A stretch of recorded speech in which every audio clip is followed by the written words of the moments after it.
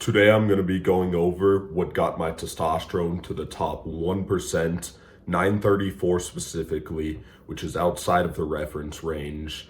I'm aiming to get this around 1200 by the end of summer. I have a few things I want to try. I'm not going to tell you them yet because I haven't done them myself. So I will update you over the summer if I do achieve that 1200. These things alone won't give you high testosterone, but all of them together, when you do them for a few weeks, that's when you're going to start seeing the benefits. So don't expect immediate benefits. These are lifestyle changes that will make you more like our primal ancestors who had much higher testosterone. Right now, to help you judge your testosterone and judge your improvement, I want you to write down 4 factors. First, your energy. Second, your sexual desire. Third, your muscle in your upper body, specifically your shoulders, traps, and upper chest. And then fourth, how much do you like working hard? Most people don't know that the biggest benefit of testosterone is it makes effort feel good. So write all of these down on a scale of 1 to 10, how much you enjoy them. I want to real quick discuss what we are trying to achieve in this video. Most people think testosterone is mostly genetic. And while genetics do play a role, testosterone did not used to be a thing that was low. Testosterone was never low, so you can't say it's genetic if 50 years ago it was never an issue. Our genetics don't change that quickly. It's been caused by modernization, and what a lot of these things are doing is pulling yourself away from the modernization effects that reduce testosterone, and a lot of in-hand reduce or increase estrogen. Test has dropped by around 50% since 1950. The average testosterone used to be my score right now, but now I'm out of the reference range. So as you can tell, this is an issue with a lot of people. A lot of the stuff I'm going to be covering is going to discuss reducing estrogen, because when you reduce your estrogen, you could expect to also increase your testosterone, because higher estrogen negatively affects the parts of your body that produce testosterone. And I'm also going to be discussing sperm count multiple times, because a lot of these studies have only looked at sperm count because it's the easiest to analyze, and it's hard to tell if one individual factor is affecting a person's testosterone, but it's a lot easier to tell if it immediately reduces sperm count. And those two play hand in hand. They're produced in the same areas of your body. So we can expect if it reduces your sperm count, then it'll reduce your testosterone. I'm not going to be covering the basic stuff you hear every day, like don't drink, work out, get your sleep. While I will briefly discuss specifics for sleep, I won't be discussing obvious stuff. You know that this will be stuff you probably haven't heard before, so that's that. And then I also wanted to say testosterone doesn't just have physical benefits. A lot of it is the cognitive benefits, making you more productive, making you work towards a better future. And Neanderthals were our primal ancestors, and their testosterone used to be between 1500 and 2000. So what we're going to aim for is adopting a similar lifestyle. While we can have the same life, we clearly have a higher quality of life, we still can adopt the benefits that they had. And a common misconception is today we are healthier than our ancestors. We're really not actually any healthier. They were much healthier. They felt much better. And this is because of mainly hormonal issues. But why does life expectancy go up? It's because of modern medicine. So if they had modern medicine back then, they were living much higher quality life than we are currently. So we don't have that high quality of a life because our hormonal system is fucked up. First, I want to talk about sunlight. You could imagine our ancestors stepping outside of a cave and being in the sunlight first thing in the morning. Now, this has testosterone benefits and cognitive benefits. Your circadian rhythm is crucial for your body, and this is what it sets. There's been studies that this has cured like up to 60% of ADHD cases when people have just been prescribed to get morning sunlight. So it really helps with your body. And now you're probably wondering, how does this impact testosterone? Well, one, it gives your body D3, which your balls use to produce testosterone. And two, it helps activate the organs, helps activate the hormonal organs function in producing testosterone. Now I want to talk about the not so obvious diet stuff. So first of all, at night, it's important to get a source of fat consumption. This is because when you're asleep, that's when your body produces testosterone. So you need to eat fat at night. I prefer eating something like almonds. This doesn't mean eat processed food. It means eat almonds or like a fatty red meat. Studies were done on people with high fat compared to normal fat, and just by increasing your fat intake, their testosterone was increased by 30 nanograms a deciliter.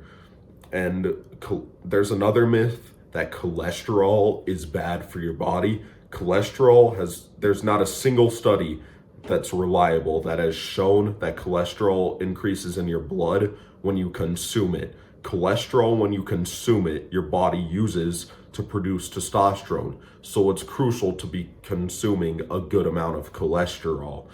Some of the best intakes are eggs and yes, butter. Butter is good because not only does it give you the cholesterol intake, but it helps you avoid any seed oils, and seed oils are bad for your testosterone. Stay away from processed foods. We don't know what 90% of the ingredients are. If you look at the back of all the frozen food, it has some weird ass ingredients. You're like, what the hell is this, xenophobian? Like, I don't know what that shit is, nor has there been studies on half of that stuff. You don't know what you're putting in your bodies, nor does the person making it know what they're putting in your bodies.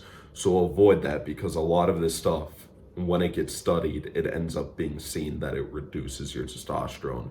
You don't want all these chemicals flowing around in your body. So sugar is another thing that's really bad for your testosterone. When people consume sugar, their testosterone drops by 25% after consuming 75 grams of sugar. So I'd really avoid this in the morning specifically, because you're gonna have the drop the rest of the day and your testosterone is much higher in the mornings. So this is a big issue if you consume it in the mornings. But I will say, if you like having sugar or something to pump you up before a workout, honey is probably the best source. It's not processed. And if you eat it before a workout, you're immediately gonna be helping boost your testosterone back up. So it'll sort of cancel out and you'll get a good workout. One of the things I will be trying this summer, and if you want to go extreme, you could do something that I call the elimination diet, which is where you get your diets to under 20 ingredients. So if you look at the back, like if almonds have almond and salt, that's 2 ingredients right there. Every single thing counts, and you want to try to get to under 20 ingredients. If you imagine our ancestors, how humans have lived most of their life, they don't have access to all these thousands of ingredients. They only had a few ingredients in their areas that they made constantly in their diet. And you kind of have to experiment how your body has been developed over time to process these different foods. Like for some people, certain vegetables are actually bad for them, and you'll find that out through this elimination diet, because you could add one ingredient and you'll immediately feel the effects of that ingredient, whether it's bad for you, or you might feel more energetic after that and know, dang, I need to leave that in my diet and start eating that more often because I feel that effects. Now I want to talk about your balls. Do you know why your balls are actually outside of your body? Why aren't they inside your body like all other organs? It's for a reason. Your balls are supposed to stay cool. They're supposed to hang out and to stay cool. So when you put them in hot environments, it reduces your sperm count significantly. And there's been studies by Harvard that show that putting them in a hot environment or changing the temperature of them by just 4 degrees could reduce your sperm count for up to 4 weeks. This is why when you're trying to get somebody pregnant, they tell you to avoid any saunas or hot showers or hot tubs, stuff like that. So be aware of the environment you're putting your balls in, and this isn't something to stress out, just something to be aware of. Okay, now I'm gonna talk about plastics. Plastics are a huge mess for your body, and I don't know why more people aren't talking about them, but it's really important for you to be aware of this stuff and pay attention to them. What plastics have in them is a chemical called BPAs. BPAs seep into your skin and they're highly estrogenic. You also want to avoid receipts because they are swarmed with BPAs. So next time you're offered a receipt, nope, get that away from me. You don't want BPAs in your skin. Now you're gonna hear some things are like BPA free. I still wouldn't trust that because what that's saying is instead of BPAs, there's other chemicals that haven't been studied in this. So it's not reliable to just hear BPA free. Some things to do to get away from plastics is having a metal thermostat. A metal thermostat would have you not sipping out of a plastic bottle. You don't want your water touching plastics. We touch on issues in water later. And then another thing you could do is wear a robe like I am right now, and make sure not to have underwear on because you don't want the plastic on you in your clothing. So I like to wear my robe like 6 to 8 hours, probably more like 6 hours a day, because this avoids me from putting any plastics on my skin. And speaking of not having underwear on, your balls are going to be much more in fresh air, so they're going to be able to cool down much easier. I said a second ago you don't want your balls in hot environments, and I'm gonna sort of contradict myself right here and say that sitting in saunas is actually very helpful. Now, saunas are very helpful because they help you sweat out all the toxins inside of your body. That's what's inside your sweat. So when you sit in a sauna, you're getting rid of all the plastics that you've consumed. You're getting rid of all the estrogen, and it's really good to sweat. So I also avoid putting on antiperspirant deodorant. While of course I put it on if I'm going out somewhere, it's not good to put on your body because it has aluminum in it, which traps the sweat inside of your body, so you actually can't get rid of these toxins. But that being said, I recommend bringing like an ice pack and putting it in between your legs. This is how you'd avoid the effects of the sauna on your balls. And it's pretty easy, but I think people underestimate the power of a sauna and sweating out all the estrogen. It's super important nowadays. Now I'm going to touch on water. Now, you may think there's nothing you could do about estrogen and water, but there actually is. And there are a lot of times where you can't do anything about it, but the tip I'm going to give you will help you out most of the time. So water has estrogenics and plastics in it. The estrogenics come from female birth control. Our water systems can't filter out the hormones in their birth control, so it stays in our water system and increases our estrogen when we drink water. We also have estrogen from nature, like feces and stuff like that, getting into our water. While, of course, the feces is filtered out, the estrogen or the hormones in it are not. And then third, there's plastics in our water getting into our water system. And we discussed earlier how plastics negatively affect our testosterone.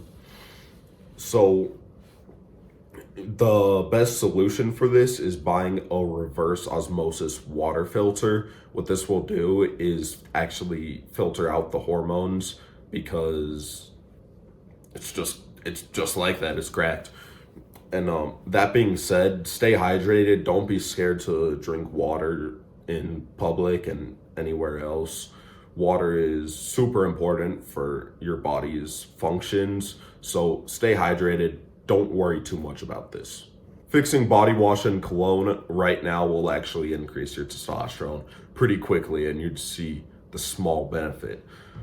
So body wash and cologne have something called phthalates in them. What phthalates do is make the smell last longer, but they're a chemical that's been seen to reduce your testosterone by 5% when they put phthalates on somebody's body compared to somebody without phthalates.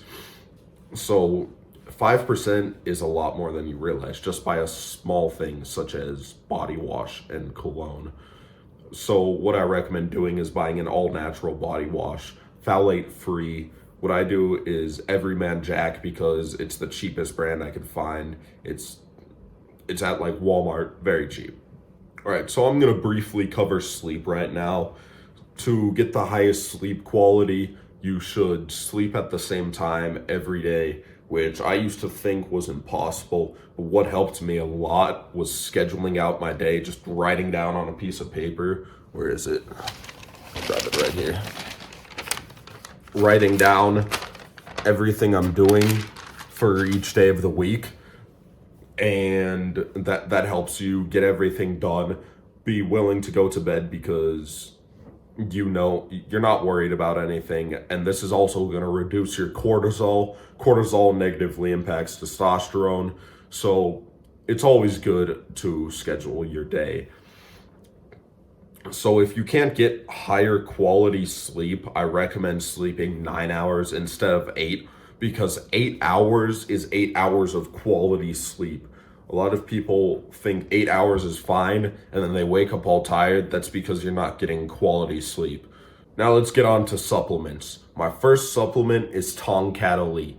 This has been seen in studies to boost your testosterone by 100 to 200 nanograms a deciliter on average. I especially recommend this for individuals with lower T because what it helps do is reboot your testosterone producing system and make your body produce testosterone again as if you were our native ancestors. And obviously you need to fix the rest of the stuff in your diet, but will fix the damage that modernization has done to you. My second one is zinc. This will increase your hormone receptor activity, so your body will be producing more hormones. This increases your testosterone, also increases estrogen, which is not a bad thing. What makes you masculine is actually your body converting testosterone to estrogen. You just don't want insanely high estrogen, but we're removing all these estrogenics. So either way, your estrogen from external sources is gonna be lower. The other two are D3 and magnesium. They work hand in hand. D3 is used by your balls to produce testosterone, and magnesium allows the D3 to reach your balls much more effectively. All right, so you probably never thought of the issue you're causing when you're sticking your phone in your pocket. Think about it. You're sticking this device that radiates radiation into your pocket right next to your balls. What do you think's gonna happen? Now, this was never talked about when phones came out. And then recently there's been studies coming out repeatedly that show that putting your phone in your pocket will reduce your sperm count. Same with putting your laptop on your lap. So just hold your phone in your hand when you're walking around. It's not that difficult. Just remember, stop putting it in your pocket. You don't want the radiation going straight to your balls. If you do need to put your phone in your pocket, go ahead and turn it on airplane mode. Now let's discuss breathing fully. Breathing fully is extremely important. How most people breathe, it only allows 60% of their oxygen they're breathing in to arrive to their organs. This is because they are over breathing. Breathing fully does not mean increasing the amount of air you're breathing. It means breathing deeper into your body, breathing into your organs. Breathe hard, breathe deep enough where your balls bulge a little. The reason why overbreathing prevents oxygen from arriving to your body is because you're inhaling more carbon dioxide, and the carbon dioxide prevents the arrival of this oxygen. And to fix this, go ahead and take pauses between your breaths, exhale slowly, and take a deep inhale. So I'm gonna do it real quick. The optimal duration is 8 seconds for each inhale, each exhale, and each pause. So go ahead and do it with me. I'd go ahead and point up when I'm breathing in. Do this when I'm pausing, point down when I'm breathing out.